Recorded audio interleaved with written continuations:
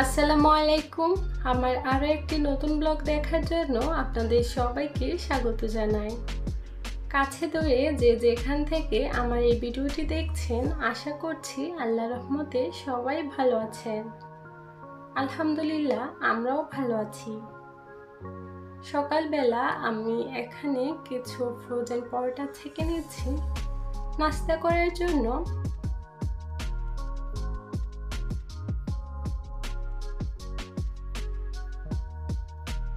পরোটাগুলো ছেঁকা হয়ে গিয়েছে, এখন আমি নাস্তা করতে চলে এসেছি। এখানে গতকালকে রাতের গরুর মাংস ছিল, সেটা দিয়ে পরোটা দিয়ে খাওয়া হচ্ছে। এই ছিল আমাদের সকালের নাস্তা। নাস্তা শেষ করার পর আমি চা বানিয়ে নিব। ভাবলাম যে প্রতিদিন কিন্তু চাই খাওয়া হয়, মাঝে মাঝে ডিফারেন্ট কিছু খেলে নিজের কাছে ভালো লাগে। তার জন্য আজকে কফি বানিয়ে নিব, চা বানাবো না। তাই খুবই ইজিভাবে বানিয়ে নিব, তেমন কোনো ঝামেলা হবে না। আমি নাস্তা খাওয়ার পর এখানে কফি বানিয়ে নিয়েছি।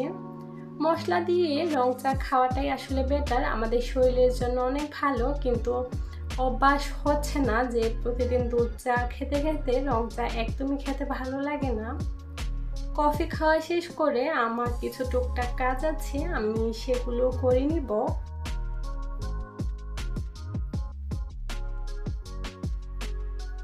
নাস্তা করার পর গতকালকে রাতে যে টুকটাক কাজগুলো বাকি ছিল সেগুলো এখন করে নিচ্ছি। আমি মশলাদানিটাকে গতকালকে রাতেই ধুয়ে উপর করে রেখে দিয়েছিলাম। এখন এগুলোকে আমি রেখে দিচ্ছি। আর এগুলো বেশ পানি ছিল, ভাবলাম যে টিস্যু পেপার দিয়ে মুছে ক্লিন করে তারপর মশলাটা রেখে দিই, কারণ দুপুরে আবার রান্না করতে হবে। এগুলো প্রায় দেখা যায় সপ্তাহ 2-3 সপ্তাহ পর পরই ক্লিন করতে হয়, তা না হলে যেই বক্সের মধ্যে লবণটা রাখা হয় সেটা একটু নষ্ট হয়ে যাওয়ার একটু বেশি চান্স থাকে।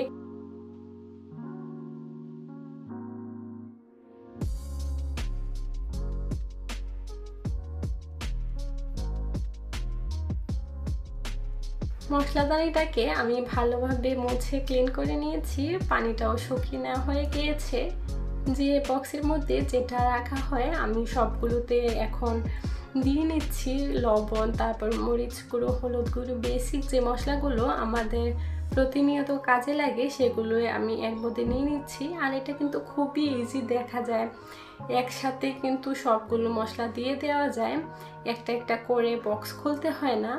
খুবই হেল্পফুল একটা জিনিস। এখন আমি মশলাগুলোকে নেওয়ার পর বাকি অন্যান্য কাজগুলো ঘরে করে নেব। আর আজকে আপনাদের সাথে খুবই মজার একটা বনের রেসিপি শেয়ার করব। আশা করছি এই রেসিপিটাও আপনাদের কাছে ভালো লাগবে। আমার ভিডিওগুলো দেখে যদি কোথাও আপনাদের কাছে একটু ভালো লেগে থাকে, প্লিজ ভিডিওতে একটা লাইক করবেন। আর যারা আমার চ্যানেলে নতুন, এখনও আমার চ্যানেলটিকে সাবস্ক্রাইব করেননি, প্লিজ আমার চ্যানেলটিকে সাবস্ক্রাইব করে নেবেন। আর যারা সাবস্ক্রাইব করে নিয়েছেন তাদেরকে অসংখ্য ধন্যবাদ।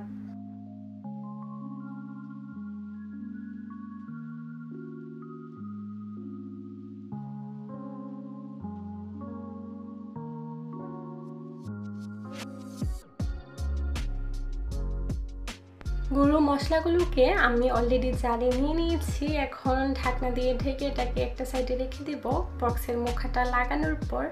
এই তো এভাবে আসলে টুকিটাকি কাজকর্মগুলো একে একে করে নেওয়া হয়। এখন আপনাদের সাথে খুবই মজাদার একটা সুইট বনের রেসিপি শেয়ার করব। আশা করছি রেসিপিটা আপনাদের কাছে ভালো লাগবে।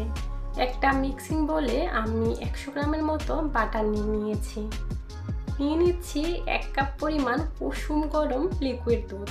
দুধের পরিবর্তে আপনারা চাইলে পানিও ব্যবহার করতে পারেন, তবে দুধের জন্য এই বনের টেস্টটা কিন্তু বেশ ভালো আসবে। 1/3 কাপ দিয়ে দিচ্ছি চিনি, স্বাদ মতো লবণ। এখানে আমি ইনস্ট্যান্ট ইস্ট ব্যবহার করছি 1/2 চা চামচের মতো। আপনারা চাইলে অ্যাক্টিভ ইস্টও কিন্তু ব্যবহার করতে পারেন।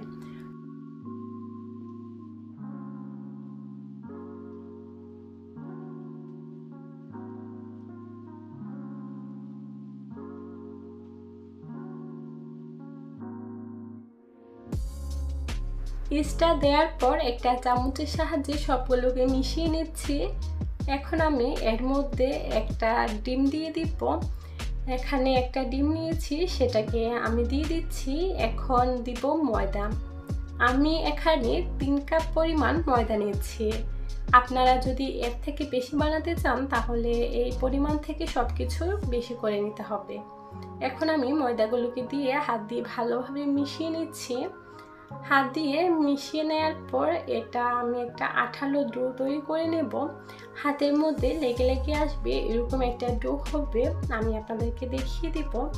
হাত দিয়ে সবগুলো উপকরণকে আমি খুব ভালোভাবে মিশিয়ে নিচ্ছি। আর হ্যাঁ, আপনারা বাটারের পরিবর্তে তেলও ব্যবহার করতে পারেন, তবে বাটার ব্যবহার করলে এই সুইট বানগুলি খুবই ভালো হবে আর খেতেও বেশ মজা লাগবে। আপনারা ট্রাই করে দেখতে পারেন। এখন আমি সবগুলোকে একসাথে মিশিয়ে নিচ্ছি। দেখতেই পাচ্ছেন হাতের মধ্যে কিন্তু লেগে লেগে আসছে এরকম একটা ডো আমি তৈরি করে নিয়েছি। যখন এক পর্যায়ে এগুলো মেশানোর পর আপনারা এটাকে মথে নেবেন, তখন কিন্তু এটা হাতে লেগে লেগে আসবে না, খুবই স্মুথ একটা ডো তৈরি হবে। আমি এটাকে 1 ঘন্টার জন্য একটা গরম সাইডে রেখে দিব। এটা 1 ঘন্টার মধ্যেই কিন্তু ফুলে অলরেডি ডাবল হয়ে যাবে। চেষ্টা করবেন গরম একটা জায়গায় এটাকে রাখার জন্য। 2 হাতের সাহায্যে আমি ডোটাকে একটু গোল বলের মতো করে দিচ্ছি যাতে করে খুব সুন্দরভাবে এটা ফুলে ওঠে। তারপর আমি উপরে সামান্য একটু বাটার ব্রাশ করে দিব যাতে করে উপরের অংশটা যেন ড্রাই না হয়ে যায়।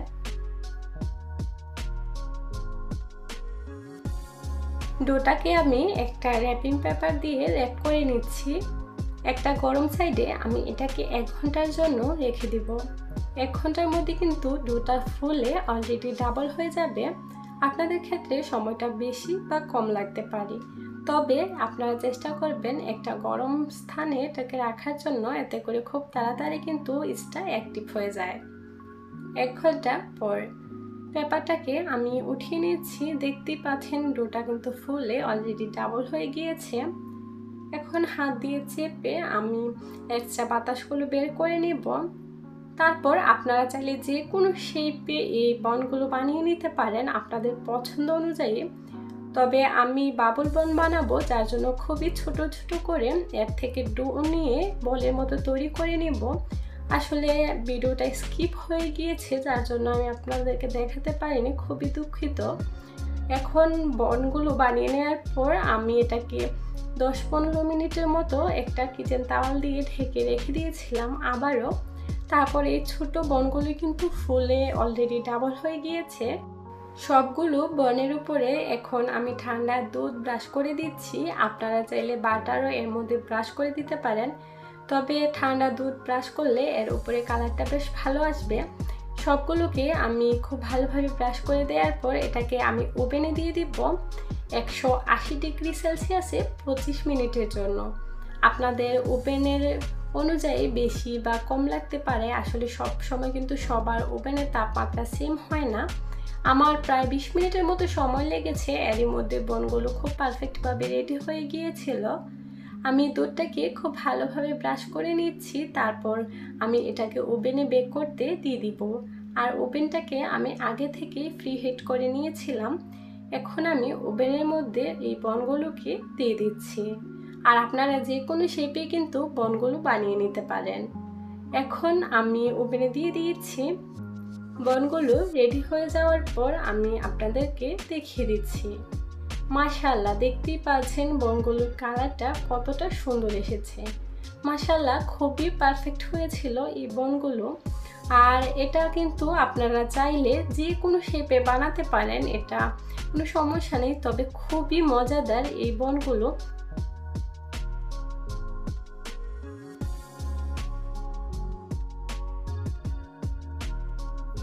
দেখে নিশ্চয়ই বুঝতে পারছেন বনগুলো কতটা পারফেক্ট হয়েছে। আসলে ওভেন থেকে আমি মাত্রই বের করে সামান্য একটু বাটার ব্রাশ করে নিয়েছি। এত গরম যে আমি হাত দিয়ে ধরতেই পারছিলাম না। আপনারা চাইলে কিন্তু বাসায় আপনাদের ছোট ছোট সোনামণিদের এই বনগুলো বানিয়ে দিতে পারেন। সব থেকে বড় কথা হচ্ছে এগুলো ফ্রেশ বাসায় বানানো, সেটাই সব থেকে বড় কথা। খুবই হেলদি। আপনারা চাইলে বাসায় বানিয়ে নিতে পারেন খুবই ঝটপট আর অল্প কিছু উপকরণ দিয়ে। আশা করছি আমার এই রেসিপিটাও আপনাদের কাছে ভালো লেগেছে, আপনাদের কাছেও ভালো লাগবে আশা করছি। দেখুন যে কতটা সফট হয়েছে, খুবই গরম ছিল, যার কারণে ওইভাবে ভালোভাবে দেখাতে পারছিলাম না। আশা করছি আপনারা বুঝে নেবেন। এখানে আমি আমাদের জন্য চা বানিয়ে নিচ্ছি। এটা ছিল বিকেলের দিকে। তো বিকেলের দিকে আমি বনগুলো বানিয়েছিলাম, এখন আমরা বন দিয়ে চা দিয়ে খেয়ে নিব। এই ছিল আমাদের বিকেলের নাস্তা। চা বানানোর পর আমি ঘরের অন্যান্য কাজগুলো করে নিব।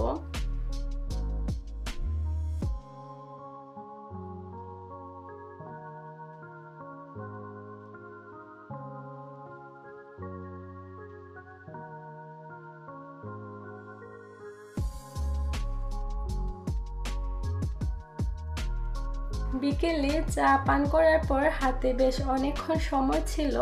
সব সময় দেখা যায় দুপুরের দিকে ঘর ক্লিন করা বা ঘর ঝাড়ু দিয়ে এই কাজগুলো করে থাকি। আজ করেছিলাম না, তাই ভাবলাম যে বিকেলে করে ফেলবো। অনেক সময় দেখা যায় আসলে বাচ্চা থাকলে বাসায় ঘর ক্লিন করে বেশি একটা সময় রাখা যায় না। তো আমারও তার সেম এরকমই হয়, ঘর ক্লিন করে যাওয়ার 5-7 মিনিট পর দেখি যে ঘর আগের মতোই হয়ে আছে, তারপরে কিছু করার নেই, অবশ্যই ক্লিন রাখতে হয়। এখন আমি পুরো ঘরটাকে মুছে ক্লিন করে নিচ্ছি। রাতে তেমন রান্না বান্না নেই, রাতে গতকালকের যে গরুর মাংস ছিল সেটা দিয়ে খিচুড়ি রান্না করে নিয়েছি। এটা দুপুরেই করেছিলাম, তো তার জন্য বিকেলে কোনো কাজ নেই, রাতেও কোনো রান্না বান্না নেই।